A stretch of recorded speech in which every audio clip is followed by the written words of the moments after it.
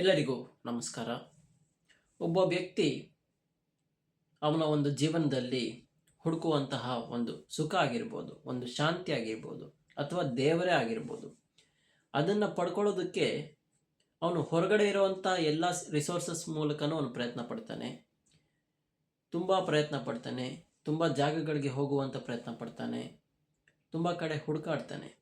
ಆದರೆ ಅವನು ಹುಡುಕ್ತಾ ಇರುವಂಥ ಒಂದು ವಸ್ತು ಬಂದು ಅವನ ಒಳಗಡೆನೇ ಇದೆ.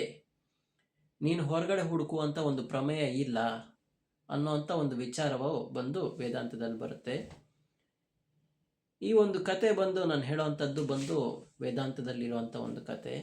ಇದು ಬಂದು ಆದಿಶಂಕರರು ಬರೆದಿರುವಂತಹ ಉಪದೇಶ ಸಹಸ್ರಿ ಅನ್ನೋವಂಥ ಒಂದು ವರ್ಕಲ್ಲಿ ಬರುತ್ತೆ.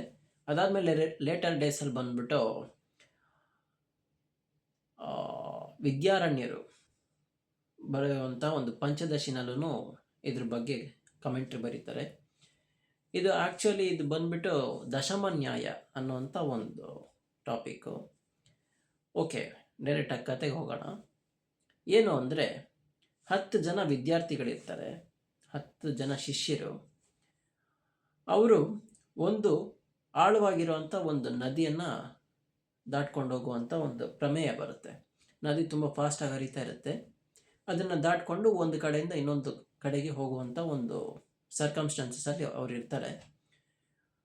ಸೊ ಏನಾಗುತ್ತೆ, 10 ಜನ ವಿದ್ಯಾರ್ಥಿಗಳನ್ನು ಬಂದು ಆ ಒಂದು ನದಿಯನ್ನು ಈಜೊಡ್ಕೊಂಡು ದಾಟುವಂಥ ಪ್ರಯತ್ನ ಪಡ್ತಾರೆ. 10 ಜನನು ಬಂದು ಈಜು ಹೊಡ್ಕೊಂಡು ನದಿ ಮೇಲೆ ನದಿಯ ಒಂದು ದಡೆ ಮೇಲೆ ಬಂದು ನಿಲ್ತಾರೆ.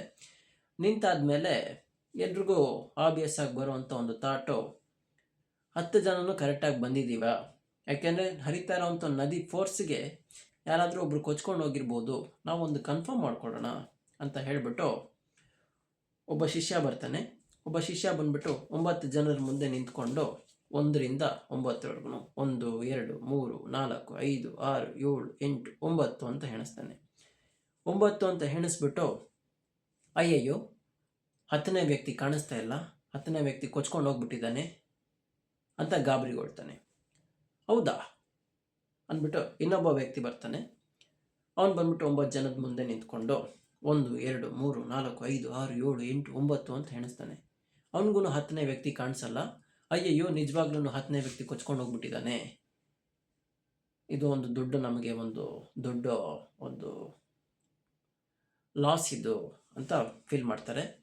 ಅದಾದಮೇಲೆ ಇನ್ನೊಬ್ಬ ಬರ್ತಾನೆ, ಅವನನ್ನು ಹಾಗೆ ಎಣಿಸ್ತಾನೆ. ಅದೇ ರೀತಿಯಾಗಿ 10 ಜನನು ಬಂದು ನಿಂತ್ಕೊಂಡು 10 ಜನನು ಎಣಿಸ್ತಾರೆ. 10 ಜನಕ್ಕೂ 10ನೇ ವ್ಯಕ್ತಿ ಸಿಕ್ಕೋದೇ ಇಲ್ಲ. ಆದ್ದರಿಂದ ಅವ್ರು ಕನ್ಫರ್ಮ್ ಮಾಡ್ಕೊತಾರೆ, ಅಯ್ಯಯ್ಯೋ 10ನೇ ವ್ಯಕ್ತಿ ಬಂದು ಅವ್ನು ಪ್ರಾಣ ಬಿಟ್ಬಿಟ್ಟಿದ್ದಾನೆ, ಅವ್ನು ಕೊಚ್ಕೊಂಡು ಹೋಗ್ಬಿಟ್ಟಿದ್ದಾನೆ, ಅವ್ನು ಸತ್ತೋಗಿದ್ದಾನೆ ಅಂತ ತಿಳ್ಕೊಂಡು ಎಲ್ಲರೂ ಜೋರಾಗಿ ಅಳಕ್ಕೆ ಸ್ಟಾರ್ಟ್ ಮಾಡ್ತಾರೆ. ತುಂಬ ದುಃಖ ತಪ್ತರಾಗಿ ಅಳ್ತಾ ಇರ್ತಾರೆ. ಅದೇ ಒಂದು ಸಂದರ್ಭದಲ್ಲಿ ಆ ಮಾರ್ಗ ಮಧ್ಯದಲ್ಲಿ ನಡ್ಕೊಂಡು ಹೋಗ್ತಾ ಇರೋವಂಥ ಒಬ್ಬ ವ್ಯಕ್ತಿ ನಡ್ಕೊಂಡು ಹೋಗ್ತಾ ಇರ್ತಾನೆ. ಇವರ ಒಂದು ಗೋಳಾಟ ನೋಡಿಕೊಂಡು ಬಂದು ಕೇಳ್ತಾರೆ. ಆ ಅಪ್ಪ ಬಂದು ಒಬ್ಬ ಜ್ಞಾನಿಯಾಗಿರ್ತಾನೆ. ಏನಾಯಿತು ಅಂತ ಕೇಳಿದಾಗ ಅವರೆಲ್ಲ ಹೇಳ್ತಾರೆ, ಈ ಥರ ನಾವು ಒಂದು ದಾರಿಯಿಂದ ಇನ್ನೊಂದು ದಾರಿಗೆ ಬರ್ತಾ ಇದ್ವಿ, ಆ ಟೈಮಲ್ಲಿ ನದಿ ಇತ್ತು, ನದಿನ ದಾಟ್ಕೊಂಡು ಈಜೊಡ್ಕೊಂಡು ಇಲ್ಲಿ ಬರೋ ಅಷ್ಟರಲ್ಲಿ 10ನೇ ವ್ಯಕ್ತಿ ಕಳೆದೋಗಿದ್ದಾನೆ, ಆದ್ದರಿಂದ ನಾವು ಅವನಿಗೋಸ್ಕರ ಅಳ್ತಾ ಇದ್ದೀವಿ, ನಾವು ತುಂಬ ದುಃಖದಲ್ಲಿ ಇದ್ದೀವಿ ಅಂತ ಹೇಳ್ಬಿಟ್ಟು ಎಲ್ಲರೂ ಅಳ್ತಾ ಇರ್ತಾರೆ. ಆ ಸಂದರ್ಭದಲ್ಲಿ ಆ ಜ್ಞಾನಿಗೆ ಗೊತ್ತಾಗಿದೆ, ಅವ್ನ ಕಣ್ಮುಂದೆನೇ 10 ಜನ ನಿಂತಿದ್ದಾರೆ. ಆದ್ದರಿಂದ ಸರಿ ಆಯಿತು, ಇನ್ನೂ ಒಂದು ಸರಿ ಎಣಿಸ್ ನೋಡೋಣವಾ ಅಂತ ಕೇಳಿದಾಗ ಆಯಿತು ಅಂತ ಹೇಳ್ತಾರೆ. ಸರಿ ಬನ್ನಿ, ಯಾರು ಬಂದು ಎಣಿಸ್ತೀರಾ ಎಣಿಸಿ ಅಂತ ಕೇಳಿದಾಗ ಒಬ್ಬ ವ್ಯಕ್ತಿ ಬರ್ತಾನೆ. 9 ಜನದ ಮುಂದೆ ನಿಂತ್ಕೊಂಡು 1 2 3 4 5 6 7 8 9 ಅಂತ ಎಣಿಸ್ತಾನೆ.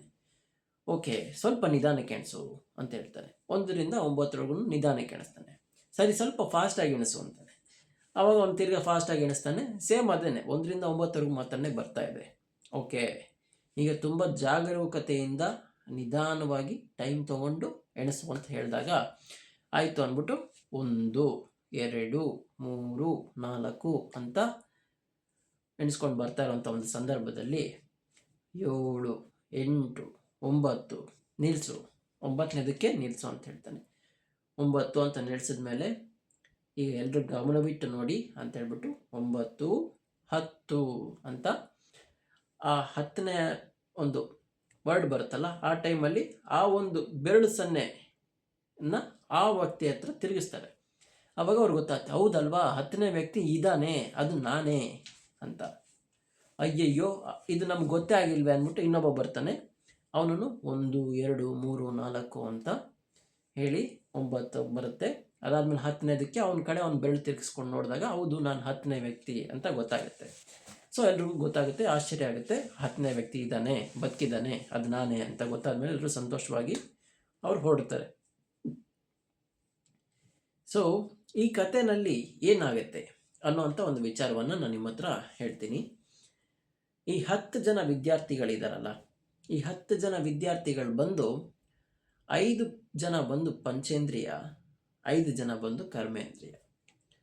ಸೊ ಒಬ್ಬ ಮನುಷ್ಯ ಬಂದು ಅವನು ಹೊರಗಿನ ಪ್ರಪಂಚವನ್ನು ಯಾವ ರೀತಿಯಾಗಿ ನೋಡ್ತಾ ಇದ್ದಾನೆ, ಯಾವುದರ ಮೂಲಕ ನೋಡ್ತಾ ಇದ್ದಾನೆ ಅಂದರೆ ನಮ್ಮ ಒಂದು ಕರ್ಮೇಂದ್ರಿಯಗಳ ಮೂಲಕ ಅವನಿಗೆ ಗೊತ್ತಾಗ್ತಾ ಇದೆ, ಪಂಚೇಂದ್ರಿಯಗಳ ಮೂಲಕ ಅವನು ಅದನ್ನು ನೋಡ್ತಾ ಇದ್ದಾನೆ, ಫೀಲ್ ಮಾಡ್ತಾ ಇದ್ದಾನೆ ಅಲ್ವಾ. ಅದಾದ ಮೇಲೆ ಒಂದು ಆಳವಾಗಿರುವಂಥ ಒಂದು ನದಿ.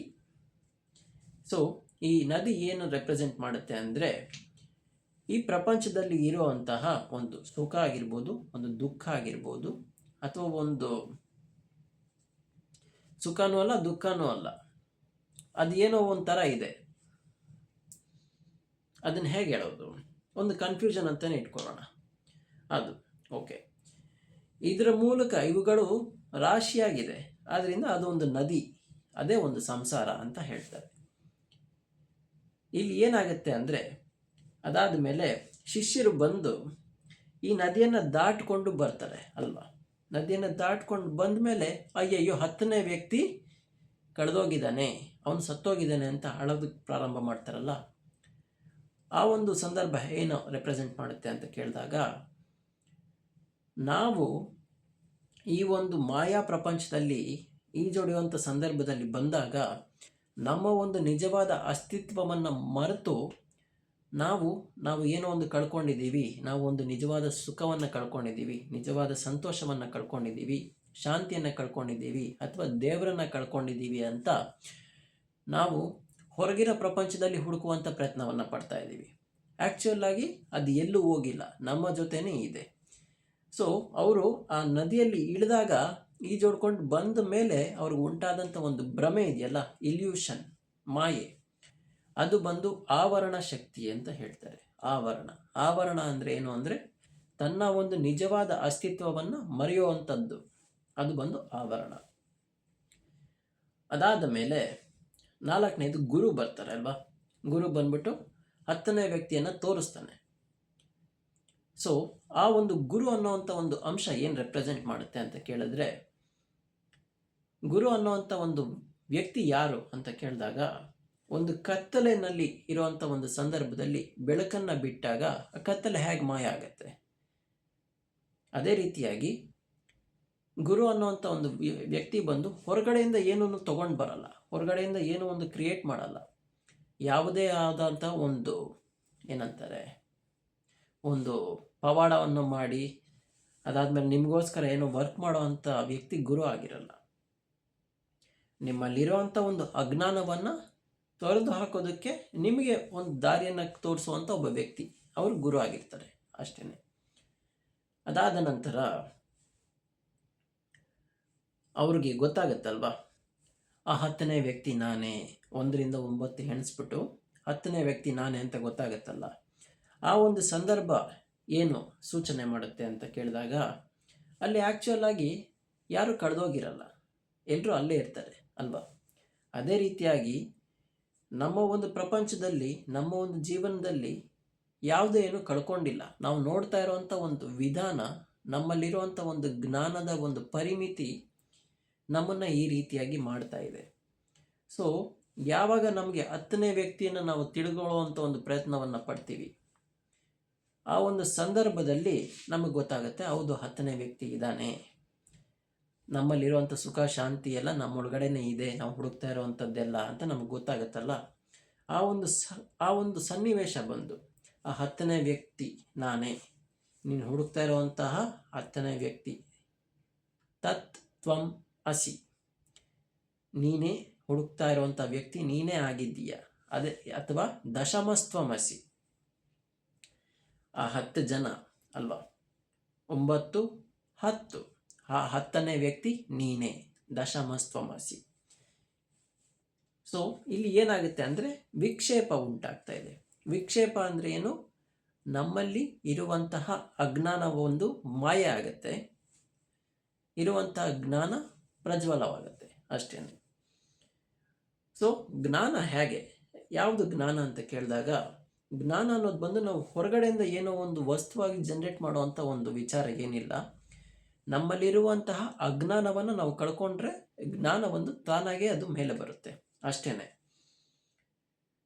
ಸೊ ಇಲ್ಲಿ ಏನಾಗ್ತಾ ಇದೆ, ಏನು ಆಗಿದೆ ಅಂತ ನಿಮಗೆ ಸ್ವಲ್ಪ ಗೊತ್ತಾಗಿದೆ ಅಂತ ಅನ್ಕೊತೀನಿ. ನಾವು ಹುಡುಕ್ತಾ ಇರುವಂಥ ಒಂದು ವಸ್ತು ಆಗಿರಬಹುದು, ನಾವು ಹುಡುಕ್ತಾ ಇರುವಂಥ ಒಂದು ಶಾಂತಿ ನೆಮ್ಮದಿ ವಸ್ತು ಅಲ್ಲ, ಅದು ಬಂದು ನಮ್ಮೊಳಗಡೆನೇ ಇದೆ. ನಾವು ಹುಡುಕ್ತಾ ಇರುವಂಥ ದೇವರನ್ನು ನಮ್ಮೊಳಗಡೆನೇ ಇದ್ದಾನೆ. ನಾವು ಅದನ್ನು ಸರಿಯಾಗಿ ಹುಡುಕುವಂಥ ಪ್ರಯತ್ನವನ್ನು ಮಾಡಬೇಕು. ನಮ್ಮಲ್ಲಿರುವಂತಹ ಅಜ್ಞಾನವನ್ನು ತೊರೆದು ಹಾಕಬೇಕು ಅಷ್ಟೇ. ಸೊ ಇಲ್ಲಿ ದಶಮಸ್ತ್ವಮಸಿ, ತತ್ವಮಸಿ ಅನ್ನೋದು ಬಂದು ಮಹಾವಾಕ್ಯ. 4 ಮಹಾವಾಕ್ಯ ಬರುತ್ತೆ ವೇದಾಂತದಲ್ಲಿ. ಸೊ ಮೊದಲನೇ ಮಹಾವಾಕ್ಯ ಬಂದು ಪ್ರಜ್ಞಾನಂ ಬ್ರಹ್ಮ ಅಂದ್ಬಿಟ್ಟು, ಇದು ಬಂದ್ಬಿಟ್ಟು ಐತ್ರೇಯ ಉಪನಿಷತ್ತಲ್ಲಿ ಬರುತ್ತೆ. ಅದಾದಮೇಲೆ ಅಹಂ ಬ್ರಹ್ಮಾಸ್ಮಿ ಬೃಹದಾರಣ್ಯಕ ಉಪನಿಷತ್ತಲ್ಲಿ ಬರುತ್ತೆ. ಅದಾದಮೇಲೆ ಚಾಂದೋಗ್ಯ ಉಪನಿಷತ್ತಲ್ಲಿ ಬರುವಂಥದ್ದು ತತ್ವಮಸಿ. ಅದಾದಮೇಲೆ ಮಾಂಡೂಕ್ಯ ಉಪನಿಷತ್ತಲ್ಲಿ ಬರುವಂಥದ್ದು ಅಯಂ ಆತ್ಮ ಬ್ರಹ್ಮ. ಸೊ ಅಯಮಾತ್ಮ ಬ್ರಹ್ಮ ಅನ್ನುವಂಥ ಒಂದು ವಿಚಾರ ಬಂದು ಇದನ್ನು ಒಂದು ಮಹಾವಾಕ್ಯ ಆಗಿದೆ. ಇಂಗ್ಲೀಷಲ್ಲೂ ಅಯಂ ಆತ್ಮ ಬ್ರಹ್ಮ ಅಂತಲೂ ನಾವು ಅದನ್ನು ಹೇಳ್ಕೊಳ್ಳೋದಕ್ಕೆ ಈಸಿಯಾಗಿದೆ. ಇದರಲ್ಲಿ ತುಂಬ ಕಷ್ಟವಾಗಿರುವಂಥದ್ದು ಬಂದು ಮಾಂಡೂಕ್ಯ ಉಪನಿಷತ್ತು. ತುಂಬ ಕಷ್ಟ ಅದು ಅರ್ಥ ಆಗೋದು, ಯಾಕೆಂದರೆ ಅದ್ರ ಮೇಲೆ ಬುಕ್ ಬಂದು ತುಂಬ ತಿನ್ನಾಗಿರುತ್ತೆ. ಬಟ್ ಅದ್ರ ಮೇಲೆ ಬರೆಯೋವಂಥದ್ದು ತುಂಬ ಜನ ಕಮೆಂಟ್ರಿ ಬರೆದಿದ್ದಾರೆ. ಅದಾದ ನಂತರ ಆ ಬುಕ್ಕಲ್ಲಿರುವಂಥ ಸಾರಾಂಶ ಬಂದು ತುಂಬ ಕಡಿಮೆ, ತುಂಬ ಚಿಕ್ಕದು. ಬಟ್ ಅದನ್ನು ಅರ್ಥ ಮಾಡ್ಕೊಳ್ಳೋದಕ್ಕೆ ನಾವು ತುಂಬ ಬುಕ್ಸನ್ನ ನಾವು ರೆಫರ್ ಮಾಡಬೇಕು. ಅದು ತುಂಬ ಕಷ್ಟ. ಅದು ಒಂದು ಶಾರ್ಟಲ್ಲಿ ನಮ್ಗೆ ಅರ್ಥ ಆಗಲ್ಲ. ಇನ್ಫ್ಯಾಕ್ಟ್ ನಾನು ಸುಮ್ಮನೆ ಓದಿದ್ದೀನಿ, ಬಟ್ ನನಗೆ ಅದು ನಿಜವಾಗ್ಲೂ ಏನೋ ಒಂಚೂರು ಅರ್ಥ ಆಗಿಲ್ಲ. ತುಂಬ ಬುಕ್ಕನ್ನು ರೆಫರೆನ್ಸ್ ತಗೊಂಡು ಓದುವಂಥ ಒಂದು ಅವಶ್ಯಕತೆ ಇದೆ. ಓಕೆ, ಐ ಹೋಪ್ ನಿಮಗೆ ಈ ವೇದಾಂತದಲ್ಲಿ ಬಂದಿರೋವಂಥ ಈ ಕತೆ ನಿಮಗೆ ಸ್ವಲ್ಪ ಹೆಲ್ಪ್ ಆಗಿರುತ್ತೆ ಅನ್ನೋವಂಥ ಒಂದು ನಂಬಿಕೆ ಇದೆ. ಎಲ್ಲರಿಗೂ ಒಳ್ಳೆಯದಾಗಲಿ. ನಮಸ್ಕಾರ.